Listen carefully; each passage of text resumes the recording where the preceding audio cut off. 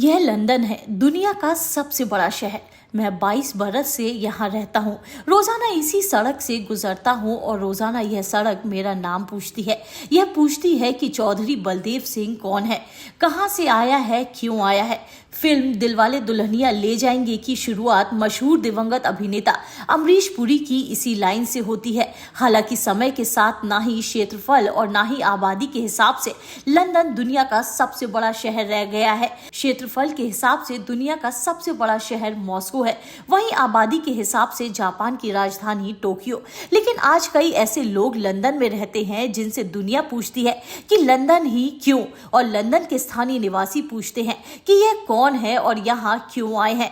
हालांकि डीडीएलजी के बलदेव सिंह ईमानदारी और उसूलों के पक्के आदमी थे, लेकिन अब टेम्स नदी का पानी उल्टा बह रहा है। दुनिया भर में जिन्हें भी अपने अपने देशों से निकाल दिया जाता है, लंदन जाना उनकी पहली पसंद है। हालांकि राजनीतिक कारणों से निर्वासन झेल रहे लोगों की बात छोड़ भी दे तो इन लोगों में अपराध करने वाले लोगों की बड़ी संख्या होती है। ऐसे में यह जानना जरूरी है कि ऐसे लोग लंदन जाना ही क्यों पसंद करते हैं। पिछले दिनों जब बांग्लादेश में शेख हसीना को निर्वासन झेलना पड़ा तो वह लंदन ही जाना चाहती थी। हालांकि समय रहते परमिशन नहीं मिल पाई, जिसके बाद वह भारत आ गई।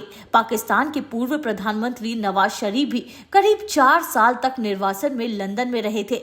पूर्व राष्ट्रपति परवेज मुशर्रफ और बेनजीर भुट्टो के अलावा और भी पाकिस्तान के कई नेताओं ने अपने देश से निर्वासित होने के बाद लंदन में शरण ली थी। इसके अलावा भारत के कई भगोड़े बिजनेसमैन जैसे ललित मोदी, विजय माल्या और नीरव मोदी से लेकर मेहुल चौकसी ने लंदन में पनाह ले रखी है। ऐसे में सवाल उठता है कि आखिर ब्रिटेन का कानून क्या कहता है। तो बता दे, ब्रिटेन में किसी व्यक्ति को शरणार्थी के रूप में तभी रहने दिया जाता है जब वो अपने देश में रहने में सुरक्षित ना महसूस कर रहा हो और उसे वहां उत्पीड़न का डर हो। उत्पीड़न आपके मजहब से लेकर आपकी राष्ट्रीयता, आपकी राजनीतिक राय और आपके देश की सामाजिक, सांस्कृतिक, धार्मिक या राजनीतिक स्थिति के कारण आपको जोखिम में डालने वाली कोई भी अन्य बात हो सकती है। इसके बाद ब्रिटेन उनके हितों की रक्षा करता है और उन्हें उनके देश वापस जाने को मजबूर नहीं करता। भारतीय संविधान का अनुच्छेद 21 कहता है कि शरणार्थियों को नॉन रिफाउलमेंट का अधिकार है, यानी उनके मूल देश में वापस नहीं भेजे जाने का अधिकार। दरअसल नॉन रिफाउलमेंट एक सिद्धांत है जो अंतर्राष्ट्रीय कानून के तहत आता है। इस कानून के मुताबिक अपने देश से उत्पीड़न के कारण भागने वाले व्यक्ति को उसी देश में वापस जाने के लिए मजबूर नहीं किया जा सकता। शरणार्थी इन्हें माना जाता है जो मानव अधिकार के उल्लंघन और उत्पीड़न होने के डर से अपने देश से पलायन करके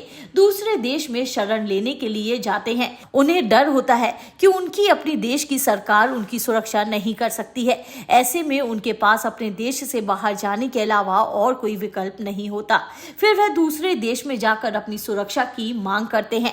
संयुक्त राष्ट्र का कहना है कि हर व्यक्ति को दूसरे देश में शरण लेने का अधिकार है। हालांकि जो लोग शरणार्थी के रूप में सुरक्षा के लिए योग्य नहीं है, उन्हें शरणार्थी का दर्जा नहीं मिलेगा और उन्हें निर्वासित किया जा सकता है। अविभाजित भारत, जिसमें पाकिस्तान, बांग्लादेश भी आते हैं, उस पर अंग्रेजों ने लंबे समय तक शासन किया था। इसलिए इन देशों की कानून प्रणाली कई हद तक एक जैसी है। लिहाजा इन देशों के कानूनी जानकार दोनों देशों के कानून व्यवस्था को बहुत अच्छे से जानते हैं। ऐसे में भाग कर गए शख्स को बहुत लाभ मिलता है। कानूनी वजहों के अलावा एक वजह लंदन में इन देशों के बहुसंख्यक आबादी का होना भी है। लंदन के बहुत सारे इलाके इन देशों के कुछ इलाकों से मेल खाते हैं। ऐसे में लंदन के माहौल में उन्हें घुलने मिलने में देरी नहीं होती है।